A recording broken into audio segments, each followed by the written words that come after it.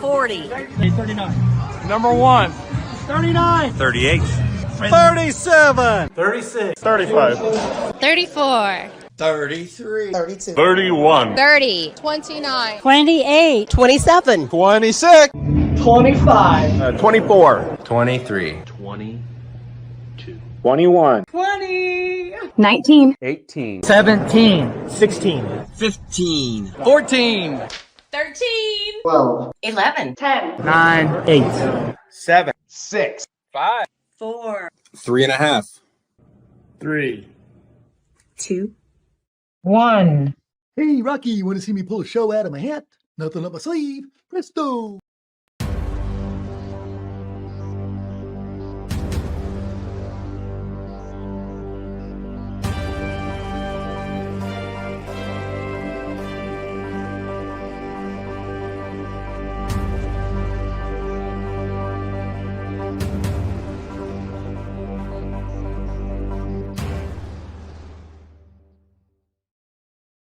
Good evening and welcome to the Mouthwash Talk Show, a minty, fresh take on politics. And man, we got a lot to talk about tonight. You know, the election's over and yeah, I lost. Oh, well, big deal. But I did get more votes than Trump and Brown and all those in my district. So it was a small victory. You got to look at small victories and silver linings when you can find them. But wow, we got a good show for you tonight. We got Claudia Edwards sitting in for Brad, the three lovely ladies. It's like, I would be like Charlie's Angels tonight. I would be like the Charlie guy, I guess, or what was that? Bosley. I'm Bosley.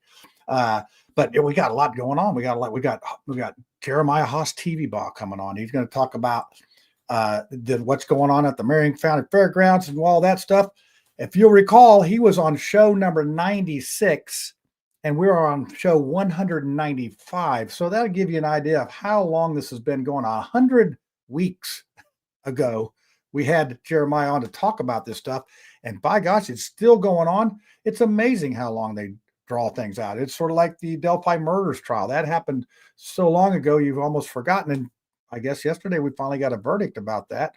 And he came back guilty. So things do, the wheels of justice do grind slowly, but I think we've forgotten right to a speedy trial sometimes is not that speedy. But hey, I just want to say, you know, podcasting, and I got the picture of stock market neophytes back here. That's some of Gary Barbel's work there. Me and Gary, I'm Johnny the Bull and Gary Slim Trader. We do every Friday at noon. We talk about the stock market, and we have magic 8-ball picks. It's just a barrel of fun. We usually do about an hour. Sometimes we get a little longer than that because, you know, I like to talk a lot. But we have that show, and then also, I think we're going to start with, we're going to have witty reviews on 7 o'clock on Tuesdays. We're working out details on that. And yes, after a little bit of a pre-election hiatus, Cassie Jackson is going to come back on with Say It Out Loud. And we'll be having some of those recorded coming up. So much going on. But these podcasts, you know, you look at what Joe Rogan did and some of these other podcasters, we are filling a void that the mainstream media refuses to cover. And this show we have tonight about Jeremiah is one of those things that really the media hasn't covered it because it may not be talking about the people that really support them and do things with them. And it's just not important. But there are some things that are important in our community that need to be talked about. So we're going to talk about that tonight. So I'm going to go ahead and bring on Jeremiah. Usually I would do a segment of small talk here or something and go to that. But since Mark disowned us, we don't have that anymore. But maybe we'll get somebody to fill in that gap. So that is not Haas. That is not him. That is me messing up. Okay, there we go. Hey, Jeremiah, how's it going? Good. Well, hey, tell our viewers, what's that? Thanks for having me. Oh, well, we've enjoyed you. We enjoyed you 100 episodes ago too. It seems like forever ago, doesn't it? Yes, it's been going on for a minute. Well, so say that some of those folks didn't catch that episode. Tell us a little bit about yourself and what the heck you're doing on the Mouthwash Show. I was formerly the executive director of the Marion County Fair Grounds in Indianapolis, Indiana. I was dismissed or let go For lack of a better explanation, because I wasn't interested in a physical relationship with my immediate boss, the president at that time of the fair. And I was let go. I filed a complaint with the board. She resigned. I was terminated, and then she was back on the board as the president a month later. Yeah, and you still have some stuff going on with that, correct? Yeah, there's a federal lawsuit with the city of Indianapolis and the Marion County Fairgrounds and Cindy Mowry individually. Okay, and then this is there any end in sight in this thing, or what's the progress at this point? It's still pending. There's been a summary judgment hearing, so it's tricky because as a corporation or a nonprofit that has less than 15 employees, you're not covered by the Civil Rights Act. So you can be discriminated against, or you can be sexually harassed, or you can be made fun of because of your sexuality, all of those things, and you have no recourse because the Civil Rights Act doesn't cover employers with less than 15 employees. That seems like an odd deal. I mean, it's like, who made up that one? Just, I'm sure you probably don't know, and I don't either. But that's one of those facts you learn after the fact, right? That doesn't work out. Yeah. So Indiana takes it a little bit further with the Indiana Civil Rights Act, but still, the Indiana Civil Rights Act stops at 6 employees. So if you have 6 employees or less, then you have no protections under the Indiana Civil Rights Act. Now, does the fairgrounds fall in between that, or are they still under the 6? They would be under the 6, Okay. but it's still they only had 2 employees, and one of those is part-time. So I had no recourse. So you just on that type of thing. So, okay. So what's your next court date? What do you have? What's coming up that may help solve this issue, because it's unresolved at this point, correct? Yeah, there's a summary judgment process, and then there's appeal process, and the federal court has a calendar of the dates that you're allowed to do things on. So we just have to wait and see. My criminal case is pending, where I was arrested for writing a check that I was instructed to do so, and so that's still pending as well. Okay, so that's some up in the air, and I know we're going to have some comments about that later on, because one of the people that's involved with that is Abdul Hakim Shabazz, and he's been stirring up quite the hornet's nest here lately. So there's I don't think there's a fight he doesn't want to be in right now. So we'll get into that a little bit. So I'm going to go ahead and bring the panel on here. Let's go ahead and bring on Claudia first. Let's bring on Claudia. Claudia, how are you doing this evening? Hi, John. How are you? Thank you for having me. I'm good. You're much better to look at than Brad. I mean, with his lamb chop hair, all that. Don't tell Brad I said that. But anyway, we're glad you were able to fill in.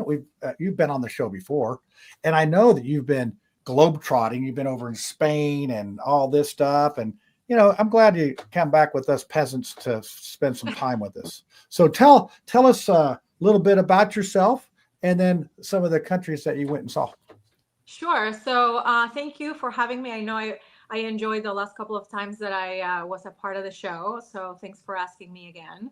And about me, I ran for city council at large last year, and came very short to not getting the seat. And I'm very involved in my community. I live in Richmond, Indiana, and I right now am a independent consultant. I do marketing and nonprofit consulting for the private sector as well.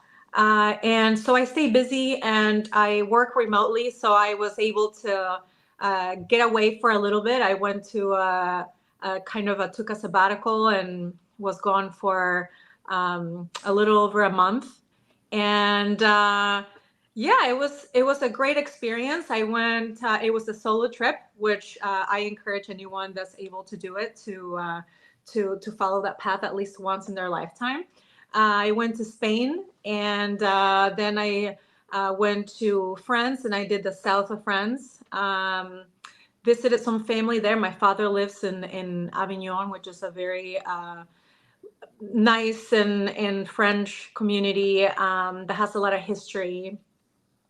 And then I also went to Milan and to the mountains up north. And then I ended up having some time to spend in Naples and Capri and a couple of other islands that are in the south. So overall, it was a great experience.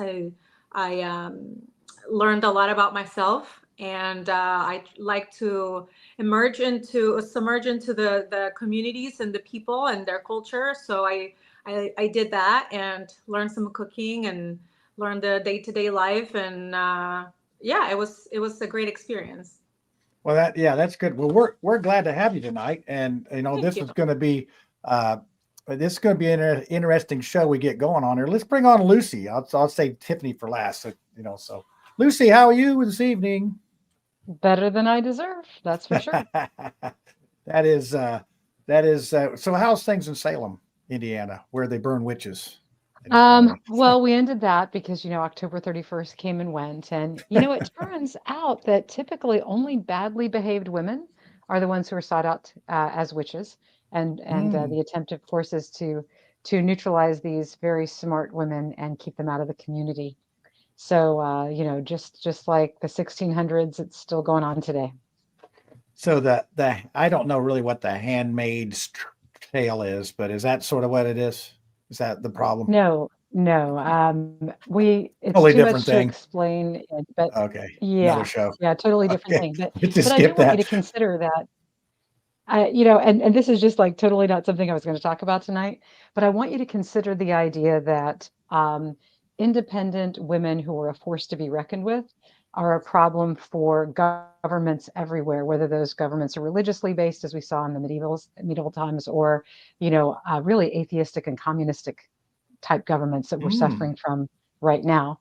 And so those women were taken and thrown into dungeons, and so you see these depictions of witches, being on brooms and being ugly and having stringy hair. Well, that's because these women who were a threat to the then current world order were tortured.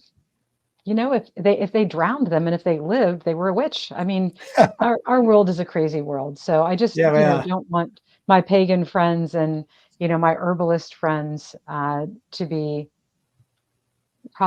persecuted as witches, as if that's a bad thing, when really it's just women who are a force to be reckoned with, and the men can't handle it, or the other women can't handle it. Sometimes you get women on women hate too.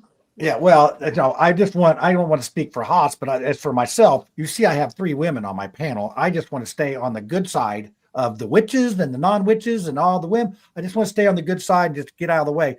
But we got Tiffany here too. Tiffany, what's happening? Just another witch.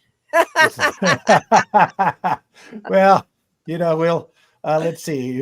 Which Let's see. We got this backwards. I gotta have Claudia on the left. There we go. That's how it's supposed to go. All right. Well, that's if I ever could afford a producer, then I wouldn't have to do all this extra stuff and I would mess up. But Tiffany, how you doing? Everything's perfect in Fishers. We had a fantastic Veterans Day celebration yesterday. And then we went to a local retirement community and honored about 18 veterans today. So it has been a fantastic veterans extended weekend. So we even had a lunch breakfast in Britton Falls on Friday, and I'm working on my Daughters of the American Revolution paperwork. So guess who's coming to the club? Oh boy, there goes another head. You got to get you a musket and start putting loading it up and all that, and start. Well, I'm excited. Hell, nobody knows what's in your family tree until you go looking, and DNA doesn't lie. Yeah, DNA doesn't lie. So I'm really excited to prove my relation to my patriot and join the club. To be in the club. So you're our only veteran on the show. Is that correct? You're a veteran, right? Yeah. 7 years active duty Air Force, did ROTC at the University of North Carolina in Chapel Hill, and deployed after 9/11 and did all that good stuff. Well, I didn't know we were among such royalty. I knew that you had served, but I didn't know that much. I mean, that's That's like extra. That's extra. All right. Well, let's get to the show tonight. Let's get to the show. We got Haas here. He was on show number 96 talking about this same fairgrounds problem, and here we are again, 2 years later, pretty much, and still there. So let's feel free to Haas, jump I have in a with question. I have a Yeah, question. there you go. That's what I wanted to hear. Somebody with a question. I like how I remember when you were on the show initially and you were sharing your stories, and you talked about the unwanted advances, and I think we might have joked a little bit about you being a victim, but I just wanted to apologize for that because I see how in the scope of the big picture and what was going on, how that just made it just probably an even worse experience for you. So I just wanted to offer that to you and tell you that I apologize for that. So that's been eating on you for 100 shows, Tiffany. Well, but no, but like, I think we had said, you talked about it and in the context of everything, like, you probably don't look like the average, like victim, but that's me putting my biases on you and not really understanding how you feel and how the whole thing has affected you. And, like you got arrested for cashing a check and stuff like that. So, I just really apologize because I think that when we understand the entire context, all the little pieces of what they were doing to you makes sense. Yeah.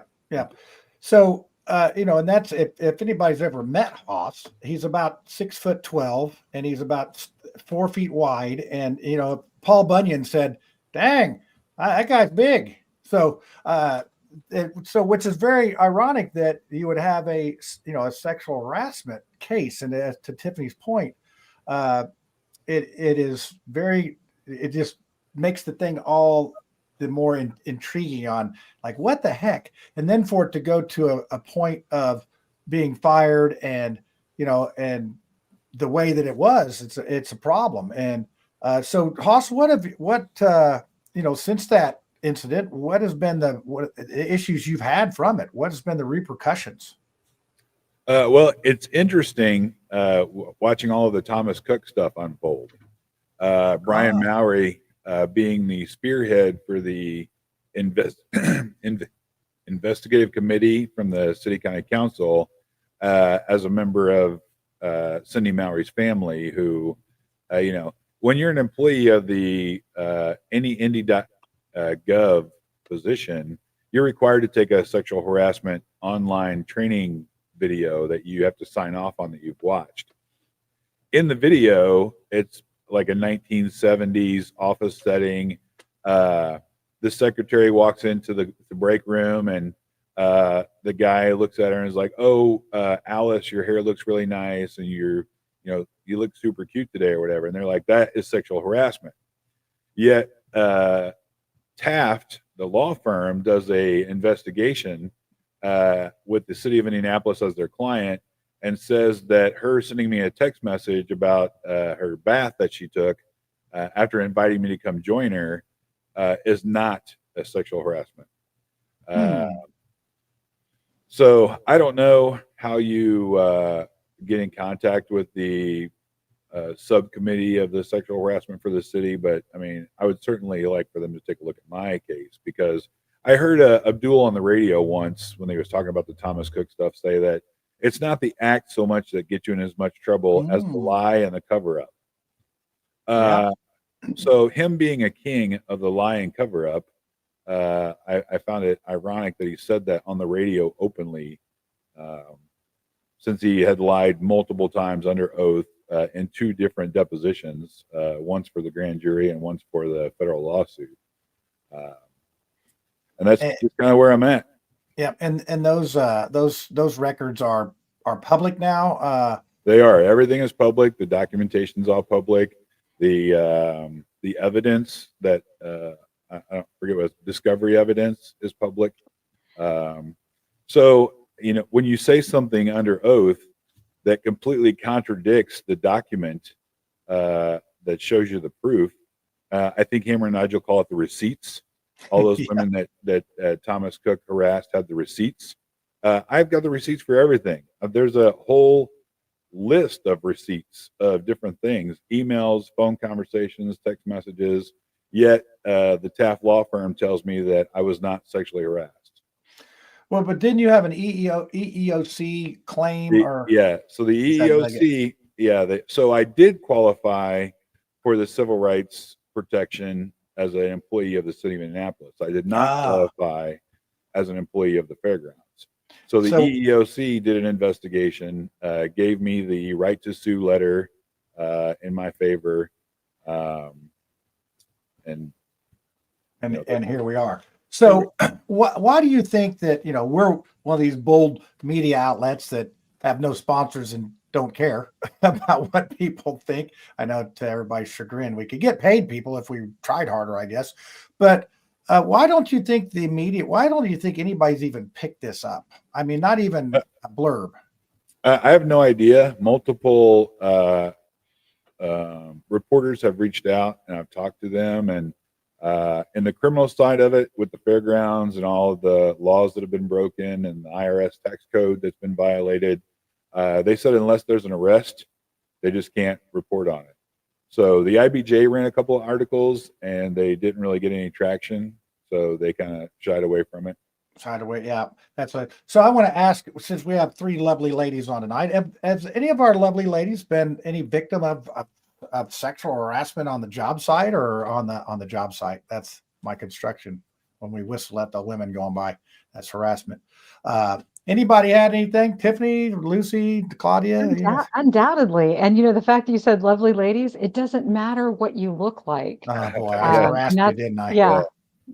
Well, I just want to point out that sexual harassers, whether they're male or female, they'll come up with some like really crazy defenses, like I couldn't possibly have sexually harassed that man because men can't be sexually harassed, or they really like it, so this is all just political or something like that. But the fact of the matter is that there are so many ways that we are harassed as women, whether in the workplace or not, that it would be difficult to even with the 38 minutes we have left, adequately cover that. But yes, I would guess that every single one of us has a number of tales, some humorous and some probably quite scary. Yeah, and I think one of the things that is going on now, we got the latest one is the P. Diddy thing, and then we had the Weinstein, and then we had the Epstein, and we have a lot of things that I think it just went unnoticed for so long that, hey, I think we're at a point now that, hey, maybe it's time that, maybe you better watch what you're doing a little bit more, because, we got these phones and videos and text messages and problems. Yes, Tiffany. So I was sexually harassed for the first time in third grade. I was a brand new student at Duncan Elementary School. And I remember I was walking home and these boys were on bicycles and they were just saying horrible, horrible things. I want to see, I want to touch, and it was very, very, very, very traumatic. And these two other kids helped me get home. And I remember the next day I told the vice principal, and she said, "What am I supposed to do? What do you want me to do?" I'm like, I'm fucking a third grader. I mean, like, I don't know. You got like a college degree, a master's degree, you're getting a paycheck. Figure it out. I'm a third grader. Like, I was looking to you for ideas. That's how old is that? Third grade is like what? I was 8. I was 8, and it was pretty traumatic, but like I think that's part of it. It's like people don't believe. And then they're like, well, what am I supposed to do? Well, 1, you should believe me. 2, you should ask the kids, and you should ask the other kids who had to help me get home so you could get a picture of what happened. Like, what? I'm 8. Why would I make this up? I'm a nerd. I'm just trying to, practice for my spelling test and do some math, count some apples. And that's part of the problem why women or any victim do not come up and speak about their experiences, because oftentimes we're not believed. And when we share that with someone, their first reaction is to ask us, well, what were you doing? Yeah, or what fault. did you say? Yeah. And what could I have ever said or done to give this person the right to sexually harass me, to make a pass at me at work and put their hands on my waist, or, pull my chair closer to them, or, use their abilities or access through their work to find out where I live or to find out, my license plates. I mean, it has been an ongoing, growing issue for decades. And that's part of the problem because we ourselves do not take people seriously, and we have to stop asking what they did to deserve the advance. Or your To supervisor. Claudia's point, those physical behaviors, they're predatory, and that's like if you gave the even wrong signal, they were going to be on you, and so that's the thing, is that like some things are verbal and you can kind of laugh off, but when it's physical, I mean, that's where things can go either ways. Your eyes get big, you have that visceral response, and it's a whole different game. I mean, like, you can throw words. I'm a 51-year-old woman. You can throw words at me all day long, but if you touch me, that's a whole different ball game. So Claudia, if that's your sport, if that's your story, I really respect that, because that's very, very scary. Very, very scary. One of the things I think that is an issue is here, a lot of times the supervisors are a male and they may be buddies or whatever. And I know my wife, she was HR manager of Napa Ball Camp, and there was several times I had to talk her down off the ledge because the auto parts industry is a male dominated industry, and I don't need to tell you any more about that. But I do. My sexual harassment story goes all the way back to the second grade. I was chased on the playground by all the girls. But don't worry, I was a track star. They never caught me. And that was probably part of it. They just wanted to catch me, I guess. But after that third grade, I was an ugly duckling, so they let me alone. I wasn't as lucky as you, Tiffany, to be harassed anymore. This was done. Oh, I'm sorry. You know what? It was before I got glasses. So yeah. I was giving off some crazy Miley Cyrus third grade vibes back in 1981. I mean, yeah.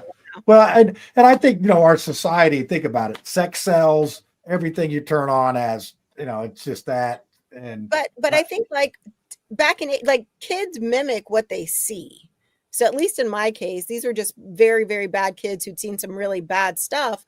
But imagine this space where people are exposed to different things, the things on TV, things on the internet. We're not even going to mention pornography, but think about what things people are exposed to. And if they can get away with being inappropriate, like, where are the guardrails? Yeah. Well, it's a matter of absolute power corrupts absolutely. So sexual harassment is a power thing. So I asked human resources when they were doing the investigation. I was like, look, if it was a male supervisor who had suggested to his female subordinate to come over to his house and take a bath with him, and then texted her later on in the day to be like, hey, I just want to let you know I finished that bath. That they would have been separated immediately and the guy would have been terminated. But human resources told me that the director of voter registration is by ordinance, that they don't have authority over the position because the chair appoints that position by ordinance for Marion County. So they didn't have the right to remove her or fire her or discipline her, etc. She's an employee of the city government, but appointed by the chair for the county. It just So the layers. What disturbs me about your story is, you got pushed out, and then she's back in like a month later. Yeah, It's if like you they read, wanted to give the appearance of having Right. punished her, but there was no real punishment. They for were all sure, if you enabled. read, I mean, everything is available. If you have a Pacer account, all of the transcripts from the depositions are available. And her logic was, well, we were best friends. He was my best friend. That's what makes it acceptable, is that he was my best friend. I could talk to him however I wanted. That made Claudia a little. We had that Yeah. we had that friendly banter back and forth because he was my best friend. So and the fact that I had asked for it to stop, that I had made complaints for it to stop, and then the last straw was when she sent me a text message saying, I'm not at the fairgrounds right now, but if I was, some kind of an innuendo with that. She'd actually showed up at my house one evening and had bought me a wardrobe of clothes to take me on vacation with her. And none of these things constitute sexual harassment. And No. the problem was, are you married? Well, I didn't want to go on vacation with her. But the clothes, you should have kept the clothes. Look at that. I still have the clothes. All the tags are on them. They're all still in the bag. They're evidence. That's She evidence. denied. Yeah, exactly. I mean, you can still denied it. wear evidence. You just have to tuck the tags. Yeah, it's Yeah. Mini Mini pearl. Pearl. Oh, Tiffany sounds like she's done that before. we just showed our age. Tuck the tags. The deposition, she denied that ever happening, but had an explanation What for kind it. of cologne do you wear? It's like it's that stuff on I've Anchorman. never, What's I've that? never The bought a Anchorman man a clone? bunch of clothes, offered to take him on vacation, and I mean, I'm saying that in jest, but what do you wear? It's like- Wet Oh. right guard. Right guard. He's Old Spice. He's an Old Spice Yeah. guy, maybe. I don't know. It's But there's several other things that went along with it. So since I was not allowed to sue for sexual harassment and retaliation under the Civil Rights Title VII, I was actually terminated, according to Abdul, for insubordination, because there came a time after the 2022 fair when Paul Anay had worked part-time for the fair. City County Councilman Paul Anay had worked for the fair and had turned in his timesheets to me. I had paid him for those hours, and then he told Abdul, as interim president, that he hadn't gotten paid, and that he was also offered or owed a bonus for the time that he put in at the fair. So I contested that. I contested it to the entire board. There was no record of it from any of the board members. The secretary that keeps the minutes of board meeting minutes sent an email to the entire board letting Abdul know that she had no idea what the bonus was for, and that there should be timesheets for the hours worked. So Abdul was on vacation during the fair. He didn't even know who was there and who wasn't. He was then back, and he was the interim president. So as the person who keeps the hours, pays the payroll, is responsible for all of the accounting of the fair, I contested that this money was owed. Conveniently, 1 month after Paul Anay had sponsored a new ordinance to increase public funding to the Marion County Fair Grounds, which is a conflict of interest in the first place. But Mike Dilk is the treasurer, of the fairgrounds. Paul Anay is the executive director. Brian Mowry is the nephew of the president. None of these people should have voted on that ordinance in the first place, and it was a conflict for Paul to even bring up or propose the ordinance to increase the funding.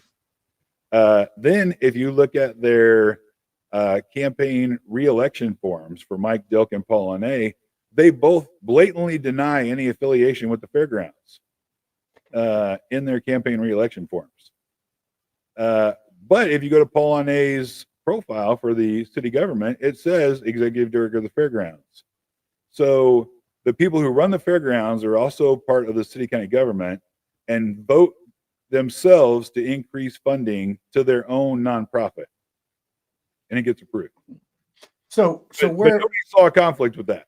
yeah, well, it's a wicked web we weave type of situation. So, but what's contrary in Abdul's testimony is that he said he didn't know anything about it, yet he did. Is that what the bottom line is? He said that Paul Anay had worked the hours that he was telling me to pay him, and I said that he had not worked those hours because one of his grandparents was in the hospital, and he was driving the other grandparent up to the hospital every day to spend time there. So how you could have worked the hours that you're saying that you worked, plus been at the hospital every day with your grandparents, if you were to tally up, and I put this in an email to the board, if you were to tally up the hours that Paul Anay I was being instructed to pay him for, he literally was at the fairgrounds for a month without leaving, without taking an hour off for lunch, literally from day one till the end of the fair, without ever leaving the grounds, and working 24 hours around the clock. And what was the feedback from that? Abdul told me that this is what he's owed and this is what you're going to pay. Let's get it done by the end of the day. Okay, and then So and he says that Cindy Mowry states that he was promised a bonus. Yet if you read her deposition, she states that she doesn't know anything about a bonus. She doesn't know what they're talking about. So But there's there should be a vote by the board, according to the bylaws. There should be a vote by the board in the board meeting minutes for a bonus that Paula Name may or may not be owed. Yet she doesn't have any firsthand knowledge of it and can't account for the hours that he had worked during the fair, because obviously she's downtown for a good portion of the day at voter registration. wow, it just keeps on keeping on there, doesn't it? So to be fair, I did reach out to Abdul and I asked him about if he had any comment, and he sent me back this text message. We're going to do it here. I do not comment on pending litigation. He forgot a T there. I'll give him a break there. That I am either party or witness. However, I will remind the Mouthwash audience that Mr. Tevebaugh has been charged with forgery with intent to fraud, and the rest of that is so they should take that into account and draw their own conclusions. Abdul Hakim Shabazz. So, and he's welcome to come on the show. He's been on our show before and to give his side of things, but it sounds like he's got some contrary explaining to do there on this thing. So, yeah, so they're I don't know what you call it. Their MO for everything thus far has been deflect and redirect.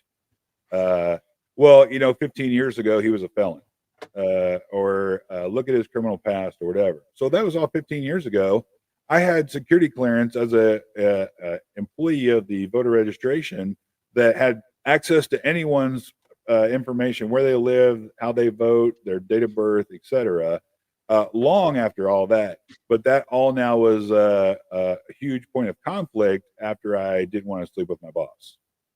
So, yeah, the whole thing is so. What's this has been going on 2 years that you've been let go. Have you been able to find employment from that?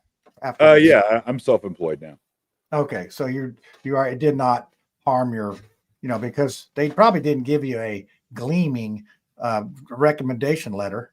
They did not. And in the first year, I had an offer from a couple of different places. And while they were doing my work employment history phone calls, I don't know how that conversation went, but my offer was rescinded after they verified my employment history.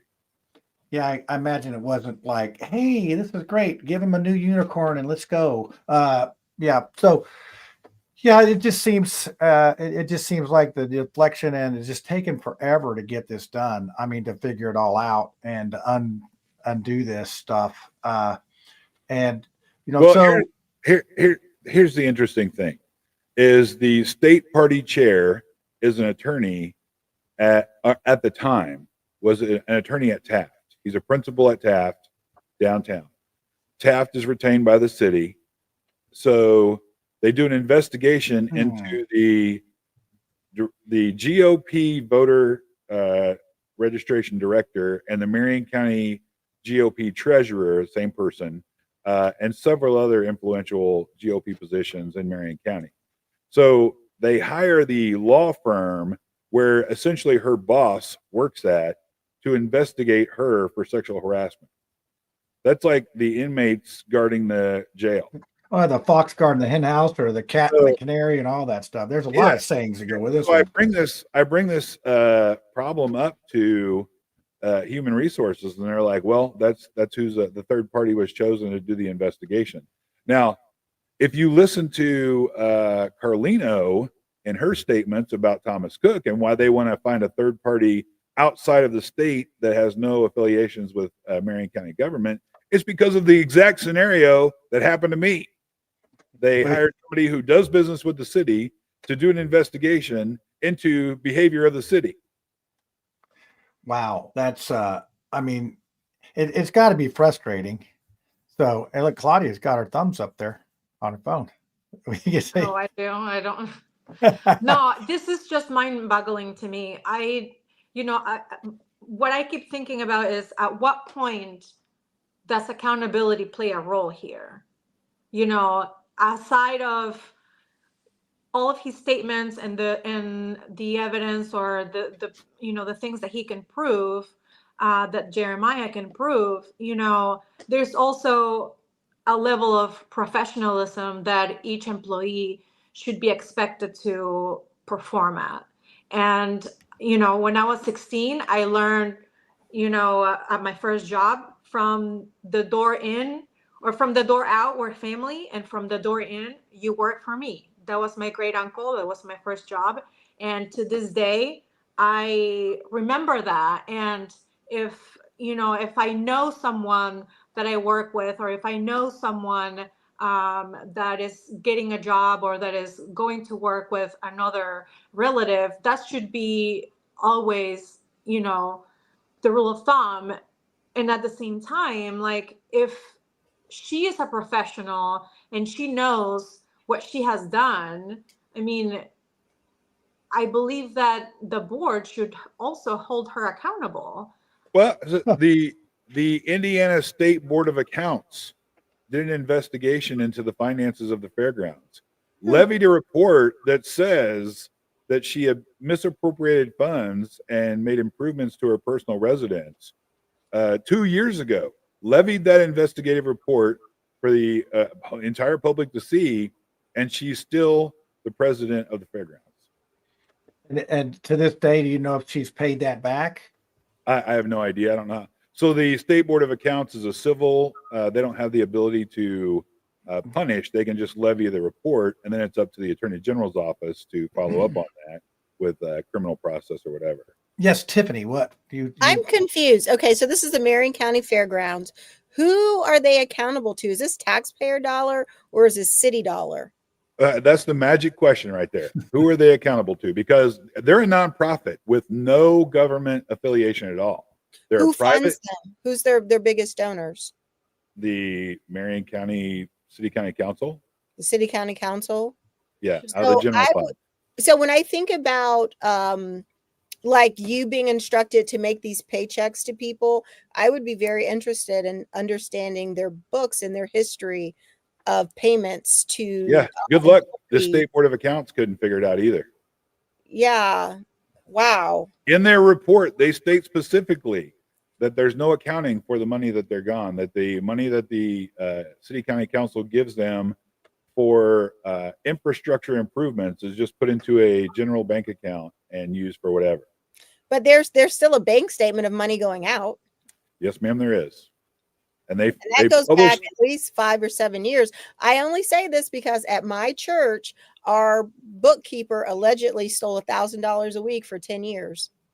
Well, here, so the nonprofit was originally a public nonprofit, open to anybody. Anyone could come to any board meeting or meeting there. And once I brought this to the City County Council's attention, Cindy Mowry, again, and they've just tossed the bylaws out the window. This is a nonprofit governed by bylaws. The year-end 2022 year-end meeting of the board, which would typically be the entire association and the public, whoever wants to come, can come and listen, and they do a finance review. Well, when the association members tried to attend, they found out that their memberships have all been voided, and they were escorted off the property by the police. Councilman Hart, Michael Paul Hart, tried to attend the year-end meeting because it's in his district, and he was just curious if all this stuff is. He was a sitting city county councilor for Warren Township, was escorted off the property by the police. Wow. Yeah, and then didn't the whole board get sort of dissolved? Yeah. So the board, which according to the bylaw should be 15 people, is now I think 5, and they're all GOP politicians within Marion County. It's essentially a slush fund. So they use the money to fund political campaigns. They use the money Is that the last Republican stronghold in Marion County, the fairground? Is that like the Alamo? Franklin Township, perhaps, but it's the Alamo. It's the Alamo. Lucy's up there just like taking it all in, aren't you? Lucy, this would be a good time for you to put in taxation and theft. 3 rectangles. Well, you know what? Here's a good time to talk about the Stockholm syndrome of the average taxpayer. So 2 things come to mind. The first thing is the people that say, you know, I don't mind paying taxes and all that. They actually believe that they are on the receiving end rather than the paying end. So they're all in favor of taxation because they think they're taking money out of your pocket and putting it into them. And the second thing is those people that say, like taxes are a necessary part of a civilized society. What Mr. Tevebaugh here went through is clearly not civilized, and he's just exposed the slush fund that's created from the theft of local citizens. I mean, personally, if I were in Marion County, I'd want to know what was in the slush fund, what's the per capita taxation rate, and I'd want a refund. Yeah. Yeah, Well, I think it's like $1.4 million over the past few years that's been paid into Well, the Marion that's County Fair Grounds. that's a big gulp for every resident of Marion County and the surrounding counties. Well, and it's interesting because there's no Oversight. auditable. It's just there's no way to audit it. There's no records. They don't have records. I mean, some of the campaign finance things I've looked at are like, man, how do they get away with this? I mean, if I don't dot all my I's and they are absolutely fraudulent. They're just I got the receipts. Yeah. So if they're a nonprofit and they have been receiving funds for improvement of the building and such, then those funds are restricted. If they're spending those funds on other things, then they are fraudulent, right? And So that's stated clearly in the State Board of Accounts report. They state that clearly in their report. And again, I go back to the fact that, you talked about the IBJ floated this out there and it didn't get any traction. I don't get it. I just don't understand why somebody won't look at this. And again, who holds these people accountable? I think the people that are holding them accountable have chosen not to. They can't say they don't know. I read in the Mirror Indy that the city county council was going to cease funding for certain nonprofits because they hadn't reported how the money was being utilized. And I forget which nonprofits it were, but I think it was some kind of veteran affiliated and homeless or whatever. I don't remember. I know some. I know some that got grants that they didn't even. They bought a Porsche. They were going to cease funding those nonprofits because they weren't getting the reporting back, the accountability for where they were spending the money. Yet there is absolutely zero requirement for the Marion County Fairgrounds to show where they're spending the money. So is anybody familiar with, they just passed a new budget. Did anybody look and see if there was any money for the fairgrounds this time? I mean, I thought it was $150,000. So that's in the 150,000 every year. So there you go, people. That's like 2 slushies for everybody, Lucy. So it used to be $100,000 a year. And then in May of 2022, Paul and A sponsored an ordinance to increase funding by $50,000. And Tiffany says she wants some funding. Tiffany, what are you? You're muted, Tiffany. Thank you. She was cussing in the background. She didn't want anybody to hear with it. the funding, so this is the fairground. So at some point they put on the fair, so they have additional revenue and expenses. So this 150 that they're funded, is this all for salaries? Is this for it's specifically designated for infrastructure. So building maintenance, sewage repair, anything like that. And then, so who actually owns the fairgrounds? Does the nonprofit own them, or does the city? Yeah, so it's owned by the association. Okay.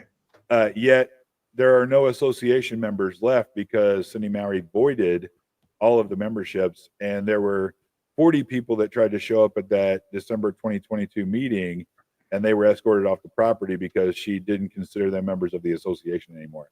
So essentially today there's a 5-member association, and all 5 of them are the board of directors. I think, so this is what I think. I think you need to call the IRS because they are not acting. We reported it both to the federal in Texas and to the local IRS. That's how they got Capone. So here's the IRS tax code says that it is illegal for a nonprofit to engage in campaign finance or any kind of political campaigning or anything like that. They held publicly on social media, have held multiple campaign fundraisers for members of the GOP. So in order for them to be an operating nonprofit organization incorporated, they have to get approval from the IRS. and there's an application process, and there are regulations that they have to follow, and it sounds like they're not following and they're breaking the law. So that is essentially immediate reason to file a complaint with the IRS and call for an investigation. That's been done. Not only that, but even the bylaws that they pretend to follow state that it's a public nonprofit, that the financial records are available to the public 90 days after the quarter ends. So depending on how they do their financial calendar, 90 days after their quarter ends, the financial records should be available to the public.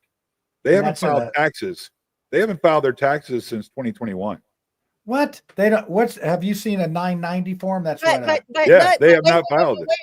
But so as I'm thinking this through, at the fairgrounds, you have a nonprofit that's overseeing the operation, but then you have the for-profit fair that's run in the same location, right? So we're talking about two different sets of books.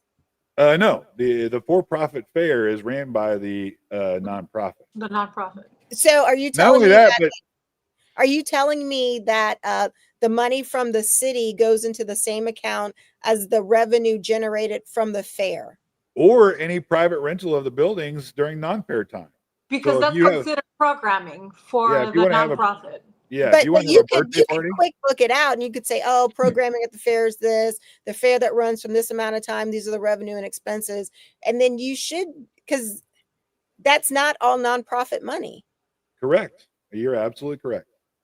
Okay, so thank you. I do have an MBA, so that I'm glad. Makes me well, feel. And when this is, I've sort of done some research on this and followed this, but when you lay it all out like we've done here, it really does stink a little bit, doesn't it? I mean, it's a lot. It really does sort of bother you. I'll take it a step further for you. So the fairgrounds, the nonprofit itself, owns 125 acres. They have leased out 40-ish acres, maybe a little less, about a third of the property to the Circle City Raceway, a for-profit business registered with the Secretary of State as a for-profit business that are getting all of the benefits of a nonprofit. They don't have to pay the property taxes. They don't have to pay the other business expenses because they, as a for-profit business, they get all of the benefits of the nonprofit status by leasing that property from the nonprofit. Wow. And they also have digital signs. The property belongs to the association or to the nonprofit? The nonprofit is the association. They're both the same. Yeah. One is the same. The association's the operating board of the nonprofit. There has to be. They have to be running an LLC in that at that location. They have to be. I don't think that it doesn't sound like they have oversight. Because that means that if I'm leasing the property, am I paying you or am I making a donation to the non-for-profit? And then you're paying a lease fee. But how are you taking my lease fee? Are you taking it as profit or are you taking it as a donation to the nonprofit? No, you take it as income. Okay, right. So nonprofits can have income. So, so how much money do they have? So were you the bookkeeper? Were you the master bookkeeper? I was, yes, ma'am. So I mean, like you saw the bank accounts. How much money? What were they running? Were they running like zero balance every year? Were they just spending everything they got? No, ma'am. There was a carryover every year. When I was terminated in August of 2022, there was $600,000 in the bank. How much? 600,000. And what is their budget for the year? I don't know. It varied every year. So according to their last tax returns, they had a loss for the year. And I think that was 2020 or 2021. But they haven't filed taxes since 2021. Because for a nonprofit, it's okay to have a carryover.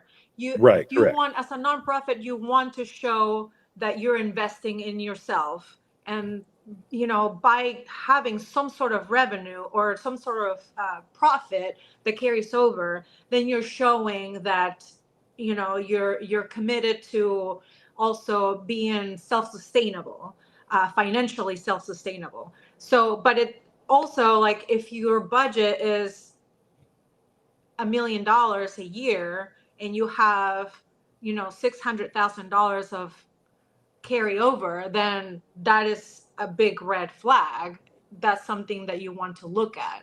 Well, It's, also the IRS code for nonprofits, you have to have a charitable cause to be a nonprofit. And the charitable Yes. cause for the fairgrounds used to be 4-H. It was a 4-H property, the 4-H fair, etc. Cindy Mallory in 2020 threw all of the 4-H off the property. If you were to contact 4-H today, they'd tell you that they were thrown off the property, that they were the affiliation was dissolved.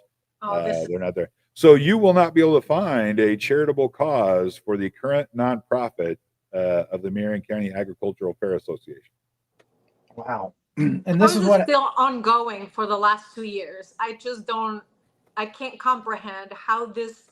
No one will operation- listen to me. So because I was a felon 15 years ago, because I'm a disgruntled employee, because I was terminated because I wouldn't sleep with my boss, no one would listen to me. If you read Abdul's testimony, he says specifically in his testimony, I contacted Bob Bobsley and Maggie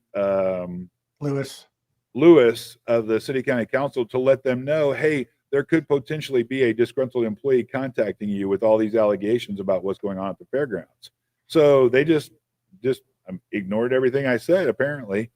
There was supposedly an investigation by the election board into Paul Anea's finances because he collected $8,000 at a campaign fundraiser and put it into his personal checking account and used it as living expenses.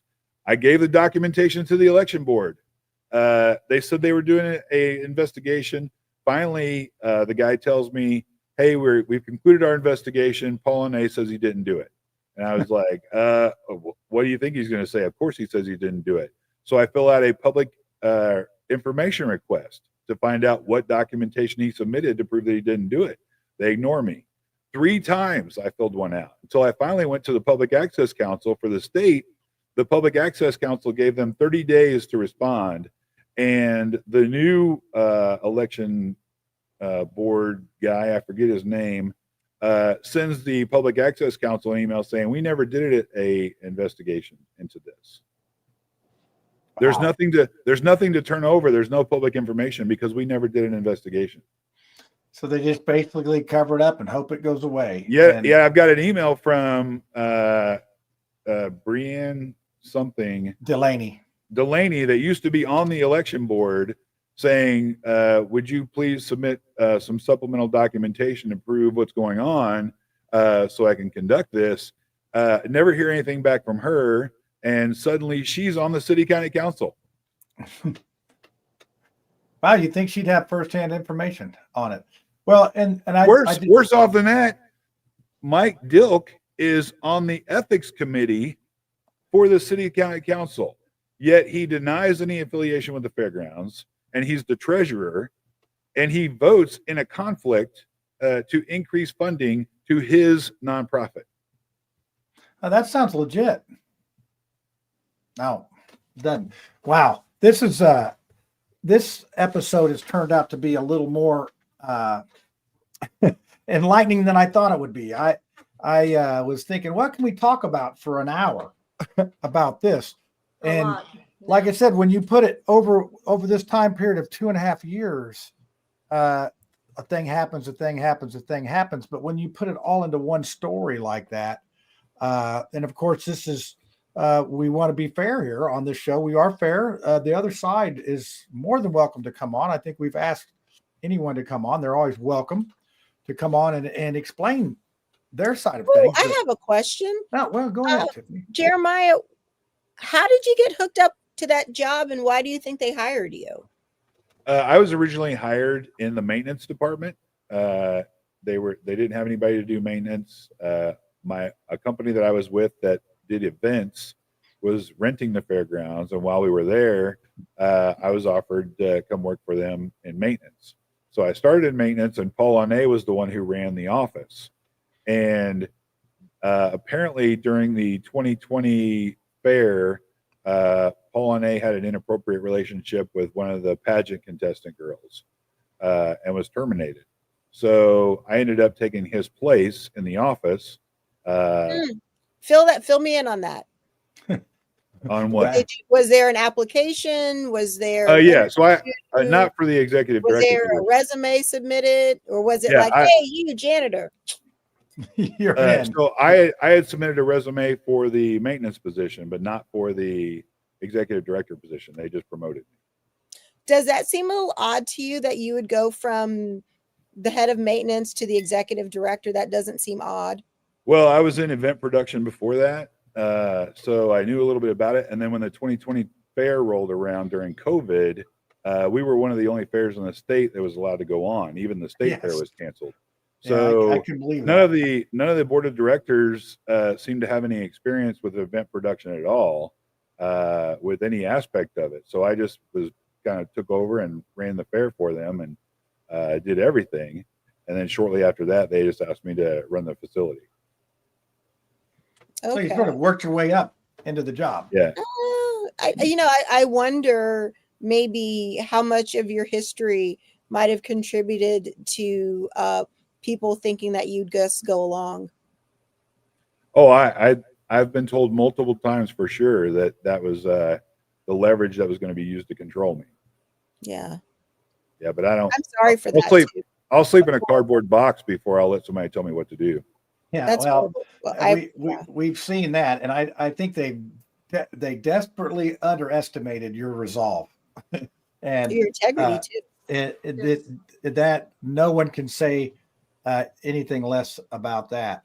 There are multiple articles with everything that I've told you guys. The State Board of Accounts has done their investigation and released it. There's multiple news articles. And I was even served a cease and desist letter from an attorney for Paul Anay that said, hey, look, you could potentially be sued for defamation of character if you continue down this road.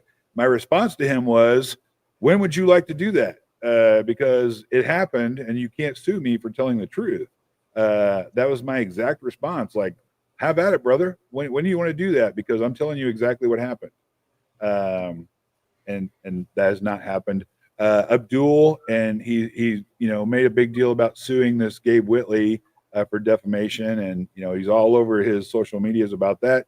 Sue me all day. I want you under oath and discovery as many times as I can possibly get it, because you haven't told, in 3 different instances, you told a different story every time. Yeah, it's like when the lies start building up top of the lies, it's something that. But as I say, this hour has gone by quickly, and this has been a very intriguing summation of what's happened and what's transpired. And as I say, your resolve in trying to see an end to this is commendable. It's like a soap opera, though; those never really end. Yeah, well, there's what was the show after Dallas? Didn't they have a show after Dallas? Falcon There was Crest. Falcon. Yeah, see, we'll have another show. We'll have something else going on here. Dynasty, yeah. There's just there. So that's gonna wrap it up. I don't know. Has anybody got any conspiracies? Lucy has one, I'm sure. Lucy, go. Hoss, you Yeah, want to stick I around always- for conspiracy theory? I gotta make up one to be in between the thing here. You gonna stick around for conspiracy theory? Sure. All right. Well, hey, let me get to it then. Oh, I'm gonna play the first Well, one. wait a minute. Like, did we have a show last week? No, we because never. it was election. Oh, I'm so sorry. The whole world has changed since we were last together. We have a new president. Try not to talk about it. Oh, okay. So sorry. We can talk about it with Micah next week. Okay. So Okay. All right. But I just want to remind everybody that I got more votes than Trump in my district. Just, you can put that, John, you're a superstar. You know you're a superstar. Yeah, I mean, yeah. You had a big job ahead of you. So that's right. We just, I'm glad it's sort of over. I could concentrate on the show and stuff and all that. And we're building a network here too. So I'll get my own show, Black Home in Indiana. Why does that make people laugh?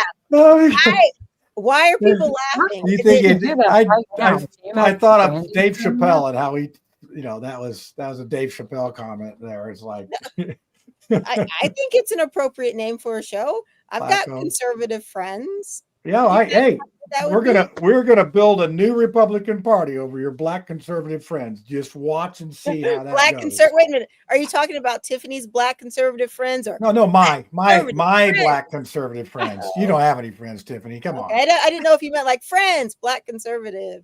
Yeah, Like, we'll even do a and then show. we're all sitting on a Yeah, couch in front of a fountain. well, yeah. Did you ever notice that there was no black people in the show Friends? I mean, it's like they didn't even have a Puerto Rican or nothing. You know, All it's I like can tell you is that I never noticed because I never watched the show.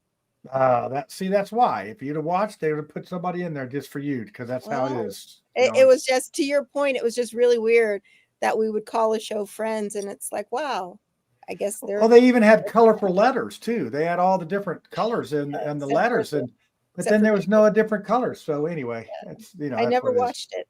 Well, here, let's play this one. This one's for you, Lucy, right here.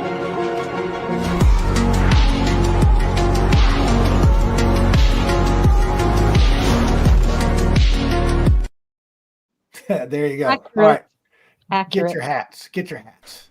Hey y'all, it's time for the conspiracy theory, so you better get your tinfoil hat out and let's see what's going on this week.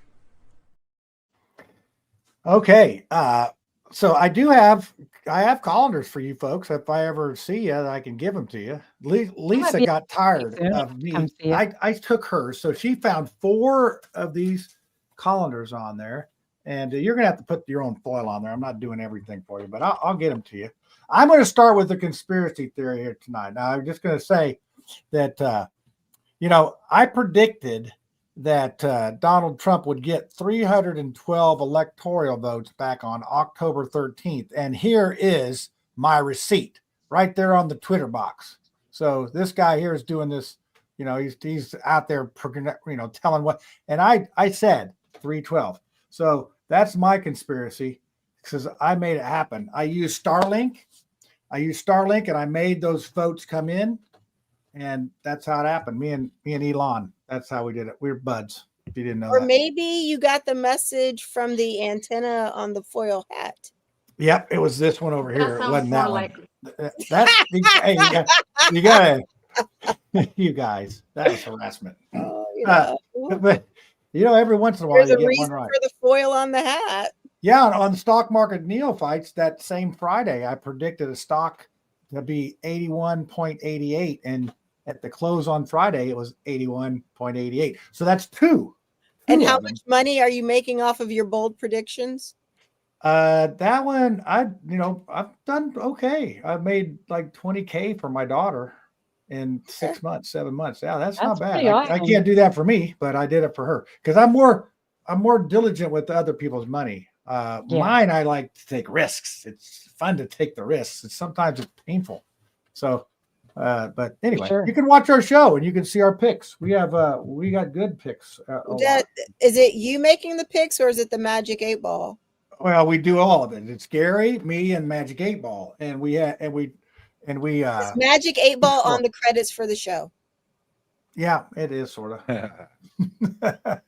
It's magic. The Magic 8 Ball. It's funny. The Magic 8 Ball is sometimes right, it's sometimes wrong, and it's just sort of like how we do it. Yeah, I know. It's like right now we'll do a Magic 8 Ball to see if Tiffany's going to make it on the next show if she doesn't quit giving me crap. Let's see what this does. Most likely you'll be on the show. Dang it. Okay. So I'm glad you see that she's laughing at me because she knows I can't kick her off the show for one, and two. Because I get Lucy to send me the dial-in. Yeah, just Claudia, just see what I have to put up with. I'll be glad when Brad gets back. I tell you, that's keep you. Oh, I have to channel it someplace. I love harassing Brad so much. If I had his phone number, I'd call him. Yeah. What did he say he was doing? He's at a something. He's not at a fish concert. He's at something else this week, but he's probably at a victory. He's at a victory party for I don't know somebody. Some Dims right, one place. A Carson. He's at Andre Carson's victory party. So it's all good. So anyway, so Tiffany, you gotta wait. Let's go with our guest first. I already went and did mine. Haas, do you have a conspiracy theory? I do not. Okay, you're living one. That's what That's, Right. that's what it is. So let's go to our Lucy. Lucy, what you got, Lucy? Okay, so this is sort of a conspiracy surrounding Bitcoin and how have you all been watching Bitcoin and see what's going on? No, I Okay, heard it so went crazy, but it yeah, it does went that really every day, crazy. doesn't it? So I think even 24 months ago it was at like 17,000 and now it's 87,000 and maybe it's broken 88 since the last time I checked this morning. But here's my conspiracy theory. My conspiracy theory is that the cabal, the elites who are supranational and run things, are driving up the price of Bitcoin so that people will take real assets in the real world and shove them into Bitcoin.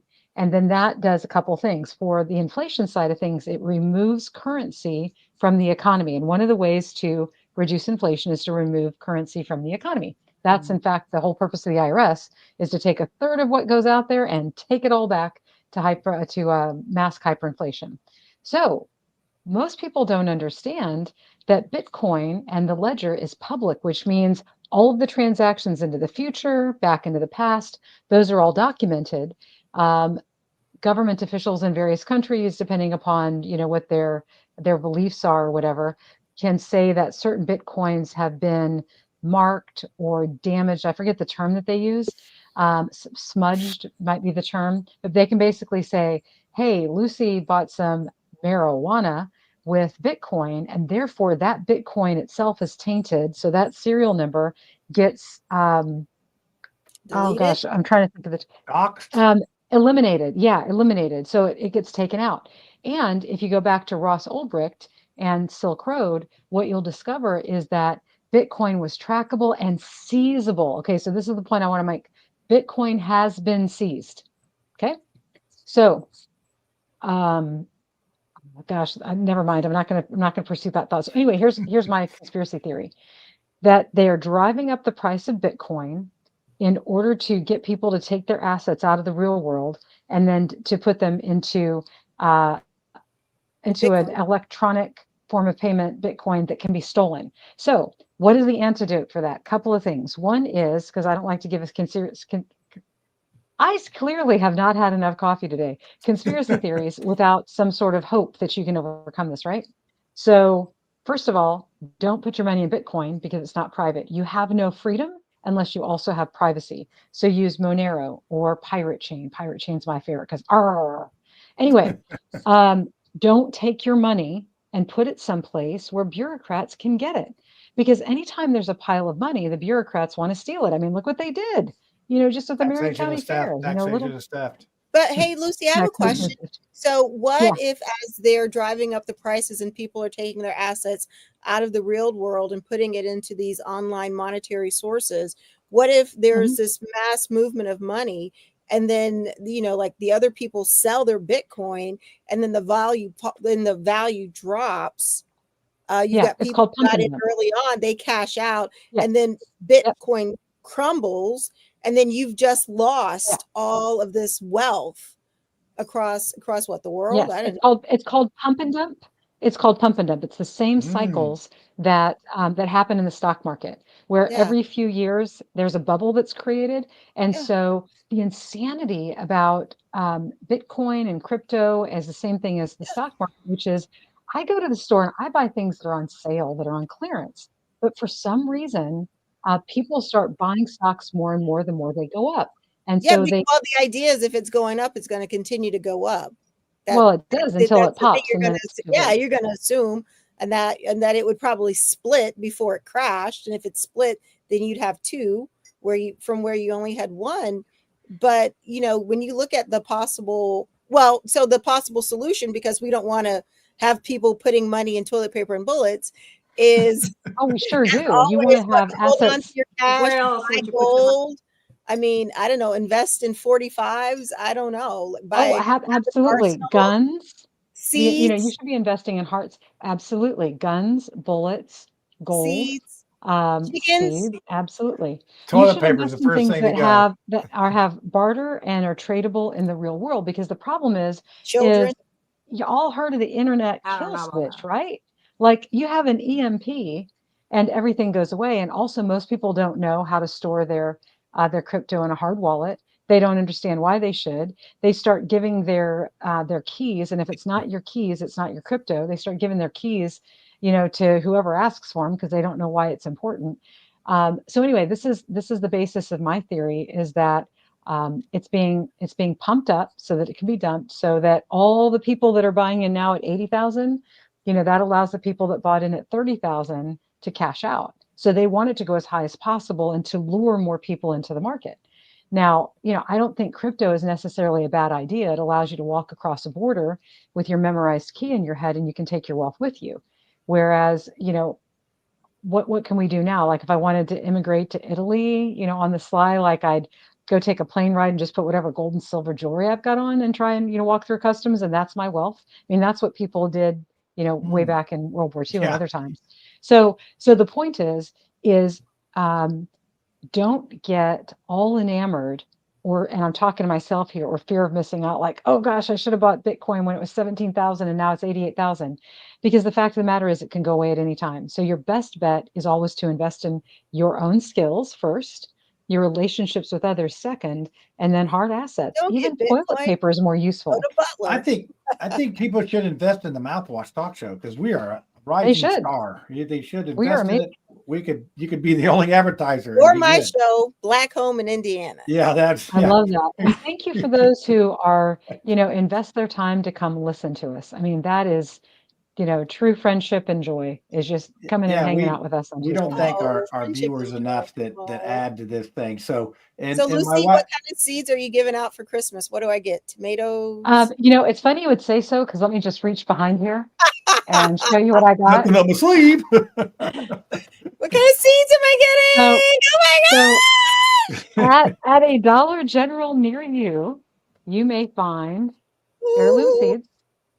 Tomato. Okay. Let's see. Does that Yay. work? Okay. And then there's some like scallions or onions or something. What are those?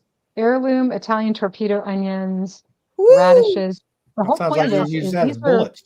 these are heirloom seeds. And we could have a whole show about, GMO versus hybrid versus heirloom and all that.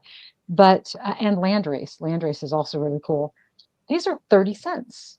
And the regular cheapo kind of weird, like the cheapest seeds you can get are What can 15 we cents a eat package though? right Did you now. miss the things that you can eat?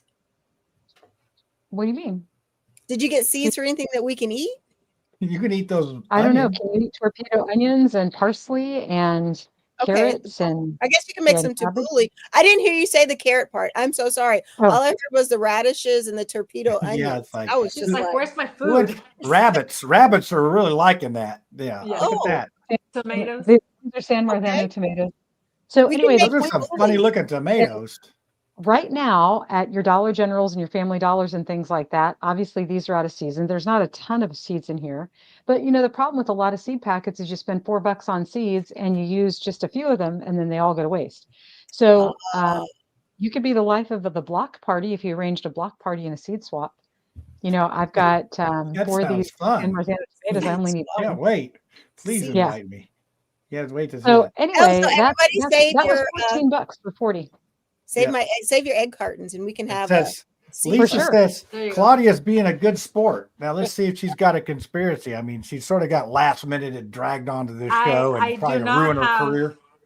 I do not have a conspiracy theory today. You didn't hear anything over in Spain that's going to happen or anything? The rains falls drain on the I Spain did and have- the pants and the No. France and all that. And I did run into the president of Spain, who was having a meeting with some economists from the nation and the president of Catalan as well. I just happened to be at the right place. I don't know if it was the right time because it was a little crazy and hectic with all the military, and security and stuff. But that was kind of fun, I guess, to see something like that and, not being planned. Yeah. so you could make up a conspiracy about that Spain's going to take over the Bitcoin and then they're going to buy a bunch of seeds with it.